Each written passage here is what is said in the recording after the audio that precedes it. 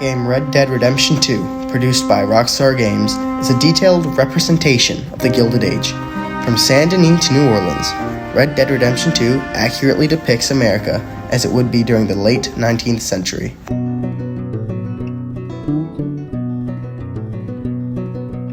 The bustling up-and-coming city, Saint Denis, is littered with historical accuracy.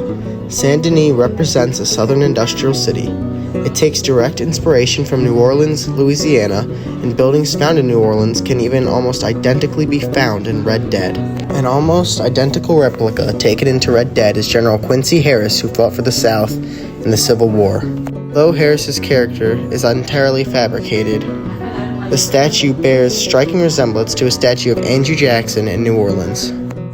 Both statues depict a general, triumphant over recent victory, in a proud position.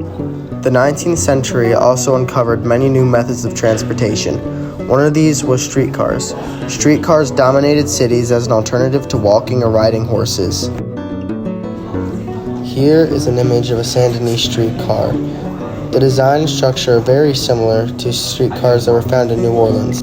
Here is a real streetcar found at the time, and it has the same writing at the same places and the same overall build. Not only are streetcars and statues very similar, but stores are also highly reminiscent of New Orleans.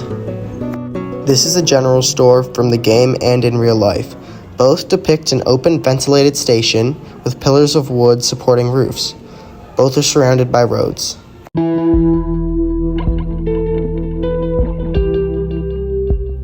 The open world of Red Dead possesses many things for the player to pick up and hold.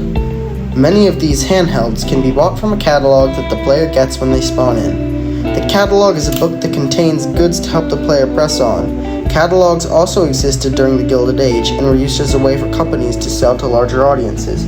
As machine-made goods rose to prominence, goods could be made cheaper and faster. The catalog seen here is one from the game. It contains the same sail-colored pages on black writing as the real one did. The fonts and captions are also very heavily influenced. The pages seen here are taken directly from an authentic 1899 catalog. We can see how the text seems very Victorian, as the catalog was seen as a pinnacle of what was fashionable, new, and helpful. Another handheld is the satchel. A satchel is a utilitarian bag which was used to carry around items. Satchels were often made of leather for more durability and were used by both men and women. The satchel is another item that you spawn with and is made of leather. This is an authentic bag from 1899 and consists of many similarities, including material, design, and size. Earlier, I mentioned general stores. General stores were essentially grocery stores where you could buy consumables. Here's a Red Dead general store. It primarily contains canned goods to eat. Here are actual canned goods from the time. They are extremely similar, with authentic tins clearly inspiring the game designs.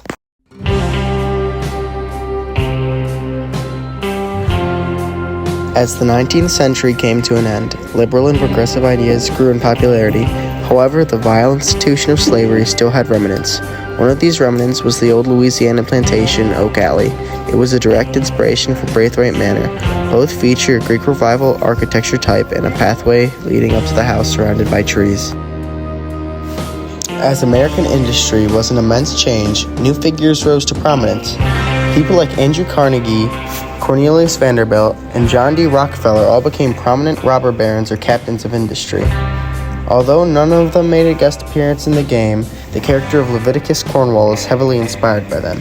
He is an industrialist who made his fortune through steel, oil, and railroads. He's a very corrupt character who, like his real-world counterparts, paid congressmen to pass bills to help his business. He also employed the Pinkerton Protection Agency, which was used in real life to protect businesses from outlaws and thieves. Both in real life and the game, they were essentially a private army made of mercenaries who enforced the wills of the powerful.